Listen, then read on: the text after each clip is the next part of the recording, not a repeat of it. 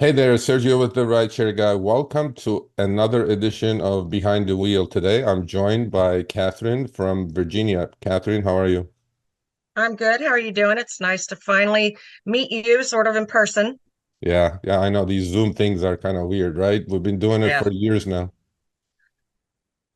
So Katherine is from Virginia. I'm gonna shut up and have her properly introduce herself. You go ahead, Katherine. I work in the Hampton Roads region. We're a conglomeration of about seven different cities. I've done approximately 12,000 rides on both the Uber and Lyft platform over the course of around 5.5 years. I work part-time and I normally work in the afternoons. I did a little bit of late night when I first started, but I don't do that anymore. Okay. What did you do before you got into the gig economy or rideshare I driving mostly? I was in small business management. I operated a self-storage and office space facility, as well as a data and document storage facility. And doing that, I provided a courier service business to business for backup computer tapes. So prior to doing this, I had a very solid understanding of my area. Okay. Have you been in that market since the day you started, or have you been into different markets? In the North Virginia market, Yeah, that area, or have you driven in any other cities or states? I have not. Obviously, it sent me on some long distance trips that took me out of the seven cities area, but I haven't driven anywhere else. Okay, so I'm going to consider you a veteran, obviously. 5.5 years is a while, and all the trips under your belt. So, I wanted to talk to you just for the fact that, first of all, not too many female drivers are out there, right? And I think it's important that we do speak to female drivers because they do face different problems than male drivers do. But besides that, let's talk a little bit about what you've experienced over these last 5.5 years, the good, the bad, the ugly. Floor is yours. It actually, I personally enjoy driving and I like getting out in the field and meeting new people. Um, the flexibility is amazing. And when I first started driving, I could easily make $100 in 3 hours, minus my overhead, of course, which is usually about $20 for 100 miles or so. Um, but the whole scenario has changed over the last 6 months. And aside from upfront fares dropping, which dropped for me a little bit sooner than some other people, I think, in July of last year, my market, and you know how Uber and Lyft do these things, they make a change and you open up the app one day and everything's different and you have to learn it. Yeah. Um, in July, I think it was July 4th weekend last year, all of a sudden the mystery surge popped up for me.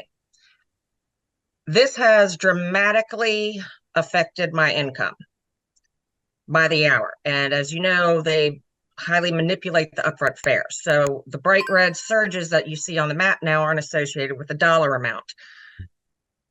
It's now looking as if they're only tacking on 75 cents to a buck 50. On occasion, you get the unicorn trips where it's, you're like, oh, hooray. Yeah. um, but it they really are not adding surge to the upfront fare as they used to. It's a much lower dollar amount based on what I'm familiar with as to what a ride would normally be priced at. Right. Let's talk. Then, Actually, let's talk a little bit deeper about that because we did talk about that mystery surge. oh, Well, on Show Me the Money, in fact, I think you supplied me with all the screenshots, and um, so tell our I audience think you about used because one of my screen. I'm sorry. tell our audience about what the mystery surge is because I don't think not too many cities other than few cities in Texas are experiencing the same thing. What is the mystery surge? The mystery surge is a heat map, just like everybody else gets, but it only has little surge icons on it. It doesn't have any dollar amount associated with it. Okay. And you can be in a surge or not in a surge and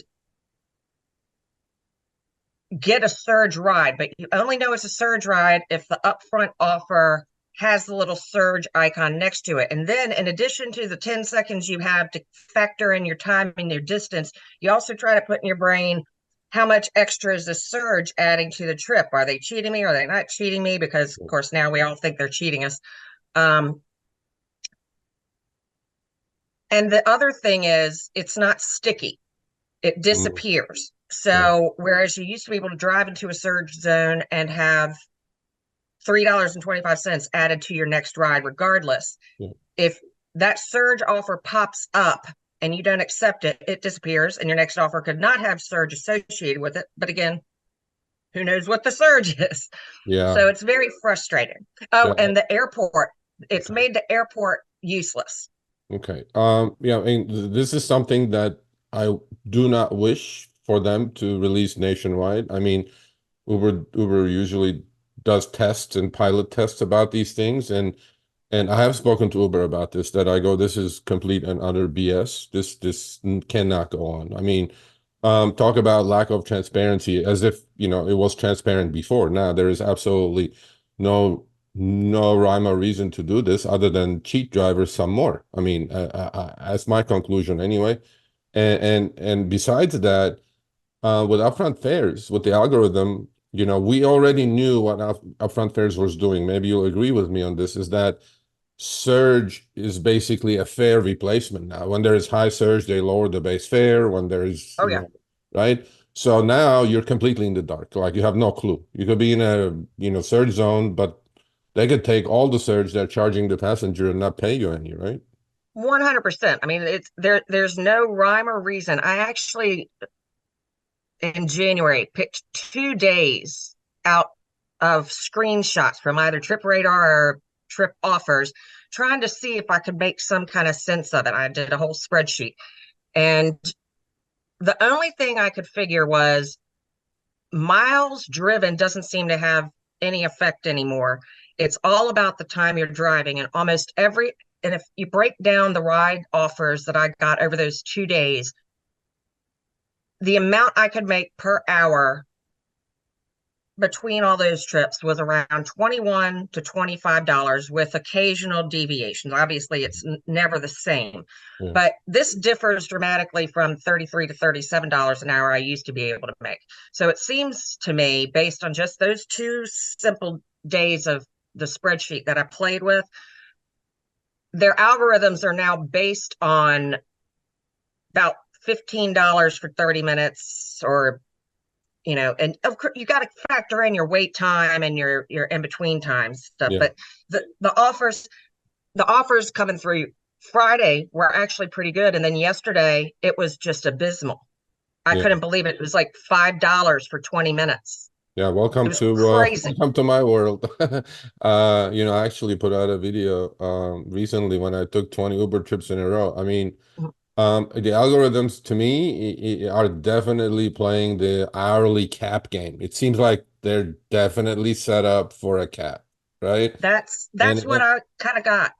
yeah, occasionally, like there'll be a unicorn that they'll charge the rider so much that the algo decides to share the wealth with you, and you're like shocked in those 10 seconds to accept it because your brain is not used to that juice, right? Hmm. But Yep. so that's how long has that been going on? You said 6 months, and since then your earnings are definitely down with the mystery Mystery search. Search started for me in July 4th weekend, but I'm going to tell you, when my earnings took the deepest dip was in November, because in November, every single incentive went away. So, on top of the surge not adding to my income as it had done in the past, now all of the incentives, except on the Lyft platform, Lyft is still offering some incentives, and Lyft still has dollar surge. And so Yeah, that's basically what's been keeping me alive in this since November, because Uber is not paying out to the drivers anymore. Remember when Uber started, they were subsidizing rides for riders because they wanted to draw people to the platform. Well, yeah, now it's the drivers subsidizing these rides because yeah, Uber's created the passenger expectation of a low fare, and now they're not paying us as they used to. yeah, So it's the drivers are now subsidizing these rides, yeah, and the new people may not understand that because they don't understand the economics of the game. They're going to get a big hit on tax time when they figure out how it works. But that's what I have basically had an epiphany of what's happening is that I'm getting ready to start my 501c3 nonprofit. Yeah, yeah. I mean, I agree with you on that. And let's talk a little bit about your market in general. Okay. I mean, you've been in it for 5.5 years. Have you seen, because a lot of drivers that I talk to complain about oversaturation, and that's why the incentives are gone, right? Because look, if you were Uber and you had people willy-nilly doing it anyway, why would you put out incentives or incentivize anybody to go out there and drive? Have you seen that in your market? I have seen a little bit. I've opened the passenger app and I've seen more cars than I used to see. But at the same time, I have a very dynamic market. We have a huge military population that doesn't have transportation in town, a large shipping industry with merchant marines that ship into town, tourism, airport, college students. I mean, all these things. I got to tell you, it's not. I have had some days where I turn on the app and it's not working well. And that could be my cell phone connection or not, or some other factor. Oversaturation could be it, but I do not have a problem getting ride offers. They Mhm. come through pretty darn frequently. Yeah, And if there's oversaturation in the market, it might be maybe in down months, yeah. but we don't have many. Okay. So, obviously, oversaturation may not be a problem, but then, like we said, capping your hourly through the power of the algos could be the problem that your earnings are facing a major decline, right? Yep. So let's talk a little bit about obviously you're a female driver. What hours do you drive? Give me like your typical day in Catherine's life when it comes to rideshare. The hours I prefer to drive are normally around 2 to 6 p.m. Okay. And when I started, I did some of the later night stuff, and obviously I dipped my toe in the food delivery thing, which I don't much care for. But you can't really make good money doing that unless it's between 5 and 9 p.m. when they're stacking orders here, and I just didn't like doing it. Um, but 2 to 6 p.m. is when I do it, which means that I'm mostly picking up people going to and from work or to and from the store, and a couple people on their way out to dinner, that sort of thing. But those are the hours that I would typically drive. And I think part of the factor of me feeling safe more often than not is because of the hours I choose to drive. I'm not dealing with belligerent drunks most of the time. I've certainly had the unusual advances from men, you Yeah. want to go out? No, I don't. Why not? Um, it's Because like, I said no. because this isn't a dating app, man. Um, Yeah. so you always get those, and I'm not a shrinking violet, so Yeah. I can manage people pretty well in that respect. Yeah. I have felt unsafe a few times, and actually one time by a woman. But for the most part, driving 2 to 6 p.m., it's lucrative. People are moving, or it was lucrative, and people are moving, and it's people going to and from work or the store. Yeah. Well, have you thought about moving your hours or extending your hours maybe a little bit? Like, let's say instead of 2 to 6 on the weekends, maybe, when people go out and such, like moving it to maybe 3 p.m. to like 8, 9 p.m. when people are going to Um, restaurants. They're not I drunk yet, right? certainly Yeah, I certainly alter my behavior sometimes based on that. Sometimes I'll go out earlier on the weekend. Sometimes I'll go out and stay out a little bit later. I ha I have noticed that my nighttime vision isn't as good as it used to be, so I try Yeah. not to be out there when it's pitch black. So especially this time of year when it gets dark earlier, I tend to wrap it up earlier. Okay. Um, that's just because I don't like driving at night that much, especially in unfamiliar areas. Yeah. Um, I've definitely run the gamut of the hours that I've driven. I mean, I've driven up until 1 o'clock in the morning, but that was very unusual. Okay. So, Okay. So do you consider yourself a full-time driver, part-time driver? I mean, is this the only income source you have doing Uber and Lyft? no, it's part time. Okay. And what do you do on the side, like if I may ask you? I work at a nonprofit for mental health. Okay. All right. So you do have a regular gig and you're doing this as a side hustle, you would say. Yes, Okay. But even doing it as a side hustle, you do see the change and you do see you decline in earnings. absolutely. I mean, there's no doubt about it. It's Uber created the expectation for the passenger that the fare is going to be so low. But they also created the expectation for the veteran drivers, at least, that we're going to have these additions to our income, including the surges and the bonuses, which is why drivers were accepting these fares that were artificially low because they were working towards one of these bonuses. It's actually today was the first day since maybe the second day since November that I actually got offered any kind of incentive on the Uber platform. And that was just a couple of hours of $1 boost. And of course, we know with upfront fare what that means. Yeah. So the Lyft platform has been offering me bonuses, but at the same time, we know that Lyft normally follows suit. So if they catch wind that Uber is making all of this money off, you know, by taking away these incentives and taking away dollar surge, the minute I see the Lyft platform taking away the dollar surge, it's probably the day I'm out.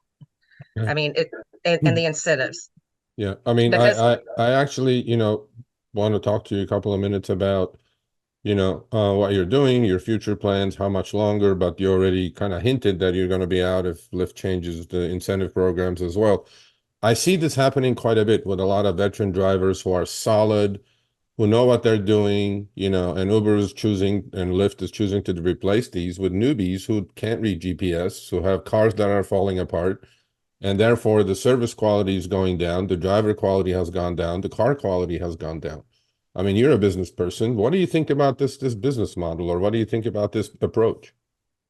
well, I've said to you on a number of occasions they base their business model on high natural attrition. This isn't the kind of career a lot of people are looking for. They're doing it to pay down credit card debt or pay off their car note or something like that. Um, so they're banking on that. However, they have such a large portion of the market share at this point in terms of need for drivers that if they alienate all of these veterans by these terrible policies and this lack of transparency, even though they're so transparent,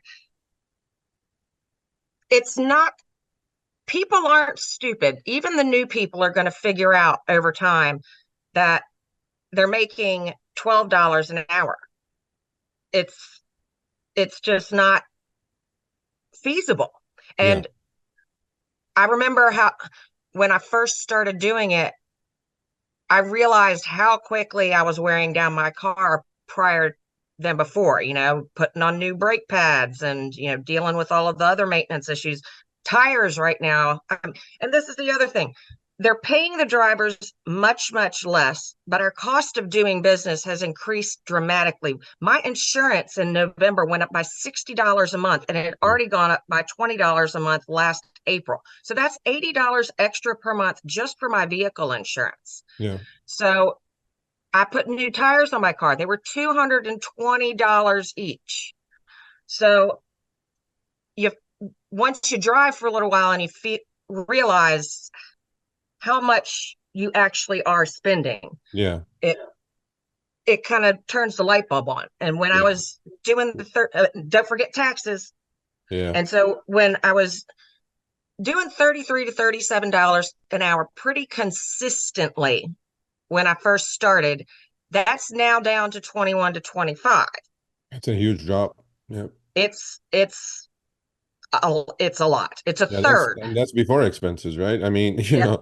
to me, it's like I think that these days Uber is a perfect side hustle, or any rideshare actually, Mhm. as opposed to just full time. I don't know. God bless all the people who are trying to survive doing this full time. Um, so we have a few more minutes left. So I always ask this to all the behind the wheel guests. Tell me two things you like about the gig economy in general, because since you've done deliveries as well, and tell me two things you hate about the gig economy. Okay. The things I like are that my time is flexible. I can decide when I want to do it. And obviously, I've picked the hours that I think work best for me at the moment, but I can turn it on or turn it off. Yep. I like that I'm making extra income, even though I don't like that what I'm making now. I mean, it's the two things I dislike. Obviously, customer support is a nightmare. I, I, I, I can't. I feel abused. um, I don't like, and I've got two more dislikes. You Okay. asked for two. Okay. I don't like the fact that I feel like I have to be compelled to take screenshots of every single thing that comes through my app because I distrust the company's honesty so much. And the other thing I dislike are the people that smell so bad when they get in my car. And there's an epidemic of people that smoke an entire blunt for the full 5 minute waiting period before getting in my car. Yeah. And I have no problem with people smoking pot, but I have a physical reaction in my face to it. It really bothers me, the smell. And then, of course, some people smell very strong of ammonia, and I wonder if they're cooking meth, but I think it's just a medical problem. But it's those are the odors that come into my car that then I have to get rid of before new people get in there. It's something silly but annoying to me. No, I no, we have that, in California as well, since pot is legal here. And yeah, the on a busy time you get somebody that had smoked a full blunt and then the car reeks of pot. And guess what Uber's gonna do when the next passenger comes in and smells it? They go like, bye, Katherine. Right? I mean, so we have like a few more minutes left, and I mean, I can talk to you all day, but um, I want you to tell or talk to our audience about and give them some advice. I mean, you've been around the block a few times when it comes to rideshare. Give new drivers some advice as well as some veterans. What would your advice be? Should they do rideshare? Should they not do rideshare? Anything you want to talk about? The floor is yours. Right now, I mean, I don't think people are going to be doing rideshare nearly as long as they would have done because of what the income is. But it's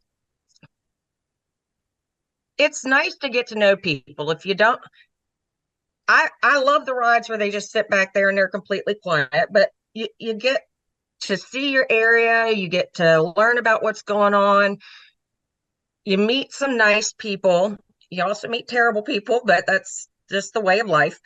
But they're much fewer than not. I mean, I have to say that in my 12,000 cumulative rides over 5 years, I would have to say maybe 10 or 15 of those were genuinely unpleasant, aside from the pot odors and everything. But I mean, in terms of unpleasant people, I've never had the problem of being unfairly deactivated. I think a lot of men are targeted more for that than women, but I could be wrong. The flexibility and the potential for making income, especially if you're just trying to make some Christmas money or, pay off some debt, that sort of thing. It's a way to do it where you're not tied down to hours and a particular employer somewhere. You can be your own boss in a lot of ways. I mean, we work for Uber, but our customer's the passenger, and you can make the most of it. I will say that when Uber started, they made a big deal about the no tipping, the cash only platform situation. And they've now, since they went public, they've changed it so that tipping is part of the program. I think Lyft has always had tipping, but I would say 10% of my riders tip. And part of that may be the hours that I work. I'm not driving the drunks, it's the people going to and from job at McDonald's or Walmart or something. I pick up a lot of military personnel, but they rely exclusively on rideshare for their own money. So there is a reason why during my hours I don't get tipped as much. But I've never gotten in a taxi and not tipped. And I know people hate the tipping culture, but with the way Uber and Lyft are paying us now, the passengers are under some kind of impression that we're making the same money that people used to when they first started. And they all think it's an easy job. And it's not, it's a grind. it's hard to drive. I mean, the guy from Boston that drives 12 hours a day, I can't do it. My body cannot tolerate it. Yeah. I mean, you can get up and take a break, and if you're, I'm not 20 years old anymore. I might have been able to tolerate it then, but it's a grind. It's hard to drive for 4 hours, 5 hours straight, Yeah. and entertain a passenger. Yeah. And lastly, if you quit doing Uber and Lyft, are you going to miss it? Because look, at some point, money talks, BS walks, right? So, um, I mean, if they keep doing what they're doing with the mystery surge in your area, with cutting the rates and setting a cap, hourly cap almost, a lot of people do it. Look, millions of people are doing it. I mean, and they're doing it for a reason, their own reasons, obviously. So, will you miss it? Look, And one last question I have. You can answer them both at the same time. We have like a couple of minutes left. Um, if you were to talk directly to the CEOs of these companies, Uber and Lyft, right? What would you say to them? oh my goodness. Yeah, I know you can handle a curveball, so I threw you a curveball. Usually I don't ask. um, Be honest, and they will well, watch. first of all, would I miss it? Um, in a sense, I would, because I like the freedom and the flexibility. I certainly like the extra income. I also like driving. I played soccer for 12 years, and I see the whole pitch. It's sort of a sport, but the money is the incentive. I don't think many people are out there doing this for shits and giggles, except maybe somebody who's retired, that wants to go out and say hello to somebody someday. Yeah, Most people are in it for the dollar bills. yeah, Um, as far as what I would tell the CEOs is stop talking out of both sides of their mouths. It's They go on the news and they say one thing, and we hear it. We care about the drivers, and then in the next breath, they're taking away half of our income. They say that you can make $34 an hour. Oh, my favorite was when the Lynn Sherman article came out, and they were like, we are only taking 15%, blah, blah, blah, blah, blah. The day after that happened, I started looking at my statements, and did you see the number rise? I sent it to you. yeah, They'd been saying in August that they were taking 6% of my earnings, and by the time January rolled around, it was 25. yeah. So, like, they're talking out of both sides of their mouths as if the people doing this work Are aren't dumb. intelligent enough Yeah, to figure it out. yeah, And it's Orwellian language that they use everywhere they go. They say it's transparent, and it is absolutely not transparent. That's what I would say is, if I've managed businesses and people, and if you talk to somebody or empathetic and are direct and honest, and even if they were honest with the drivers and said, you know what, we have to start making a profit, you're going to be making a little bit less, and it's up to you whether or not you want to drive. yeah, That's something people would accept. But the stuff that they're saying in public is not truthful. yeah. Well, yeah, I mean, I couldn't have said it better myself. And we tried to keep their feet to the fire. But I thank you. I really do. I think this was great. I think this was a great candid conversation. And here's Katherine from Virginia, a veteran, and she calls it the way she sees it, just like the way we like it. The good, the bad, the ugly. I don't think you're going to get any more straight than this. So I appreciate your time. Thank you for doing this with me, and we'll see you around, okay? All right. Thanks, Sergio. Thanks for watching this episode of Behind the Wheel on the RideShare Guy. We've been doing these interviews for the past 6 months with very successful drivers from different cities around the nation. Click here for another episode. Make sure you subscribe and turn on all notifications for other episodes of Behind the Wheel, as well as amazing content on our channel.